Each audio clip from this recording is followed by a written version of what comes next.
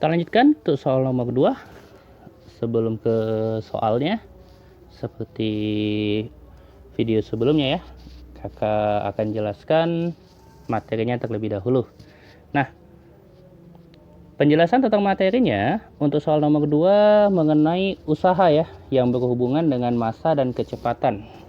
Berarti konsep materinya adalah usaha dan energi. Nah, sebelumnya kakak mulai dari energi. Energi pada gerak itu biasanya hanya digunakan EP, energi potensial, MGH. Apa itu M? Massa.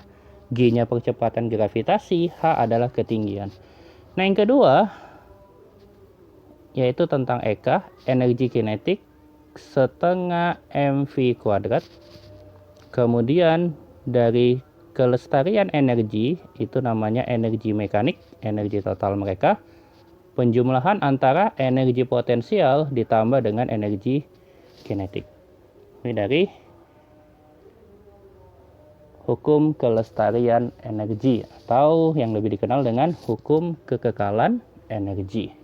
Nah, Kak, energi potensial tadi berhubungan dengan ketinggian, berarti energi yang dipengaruhi oleh ketinggian.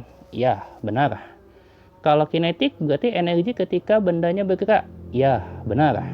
Nah, apakah ketika dia bergerak bisa aja juga mempunyai ketinggian? Ya, bisa aja.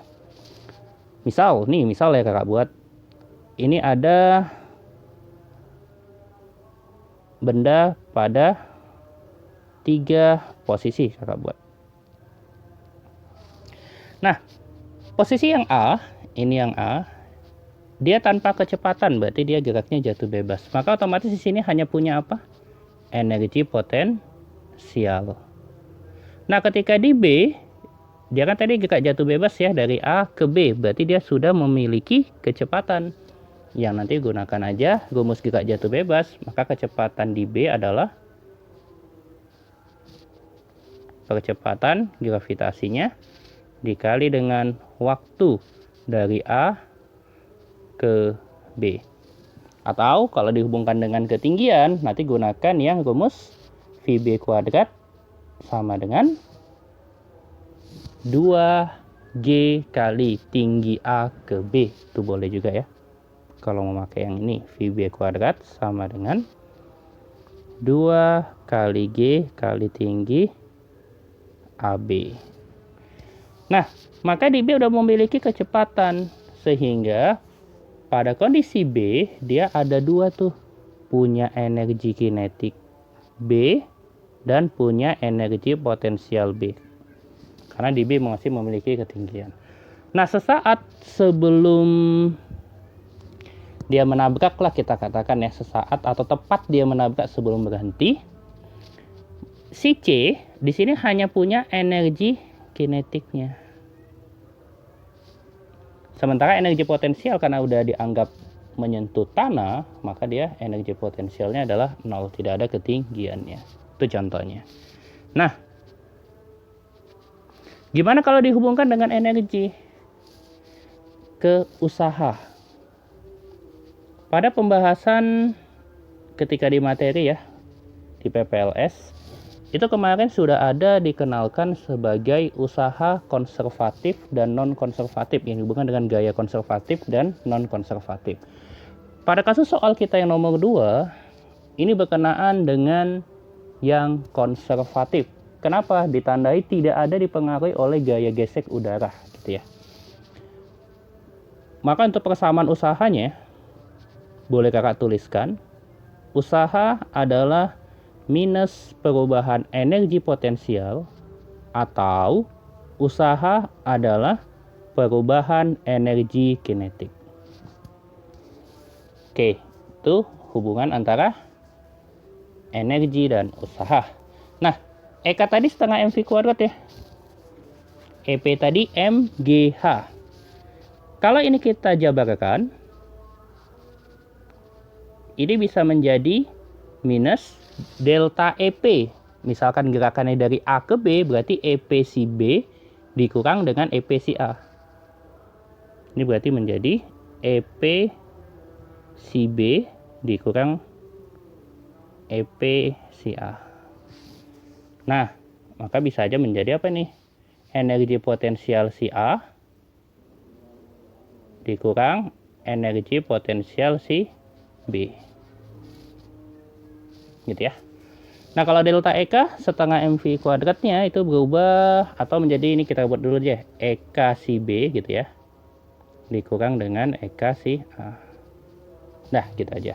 Nanti kalau mau kita jabarkan lagi, ini boleh juga menjadi setengah M VB kuadrat dikurang VA kuadrat. Cukup ya untuk materinya. Kita lihat TF-nya. Untuk nomor 2, besar usaha yang diperlukan. Truk bermasa 10 ton, berarti M-nya berapa?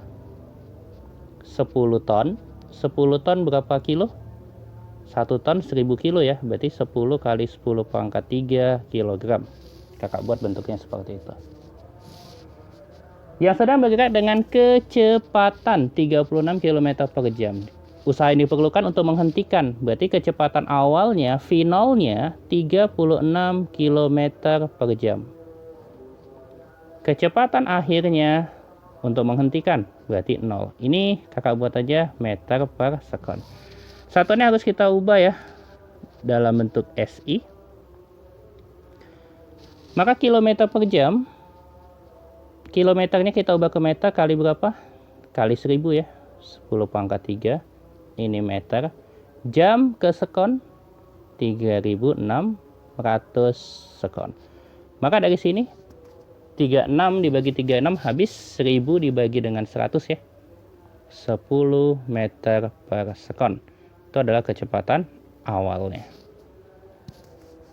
Yang diminta usaha. Apa hubungan antara massa, kecepatan, dan usaha? Tadi udah di video di slide sebelumnya ya. Usaha adalah perubahan energi kinetiknya. Berarti kakak buat setengah M buka kurung V akhirnya VT kuadrat dikurang V0 kuadrat gitu ya. Itu menjadi setengah, masanya berapa? Ya, masanya adalah 10 kali 10 pangkat 3 atau 10 pangkat 4 juga boleh. Dikali dengan VT-nya 0 kuadrat dikurang V0-nya 10 kuadrat. Nah, dari sini setengah dikali 10 berapa? 5 ya. Kali 10 pangkat 3, 0 kuadrat. 0. 10 kuadrat. Ini 100. 0 dikurang 100, min 100 ya. Kalikan ke depan, berarti minus 500. Kali 10 pangkat 3 Joule. Maka usahanya kita dapat minus 500 ubah ke kilo bagi 1000 ya. Kilojoule. Nah, maka di sini jawabannya apa? Jawabannya adalah yang A. Kak, tanda min apa? Tanda min di sini maksudnya adalah usaha yang diperlukan gitu. Karena tadi usaha yang diperlukan berarti butuh usaha luar ya. Itu maka dia membutuhkan usaha. Itu tanda negatif. Oke, jawabannya adalah yang A. Seperti biasa, jangan lupa kata-kata motivasi kita CGS. Gak soal. Nah, untuk pembahasan TH ini kakak buat sebisa mungkin serincinya ya. Jadi untuk cara-cara cepat nanti boleh ditanyakan di konsul Telegram atau Zoom ya. Itu boleh. Tapi untuk pembuatan video pembelajaran yang pembahasan TA ini sengaja kakak buat agak lebih panjang dan caranya lebih rinci gitu ya. Oke. Nanti kita lanjutkan lagi di yang soal TH3.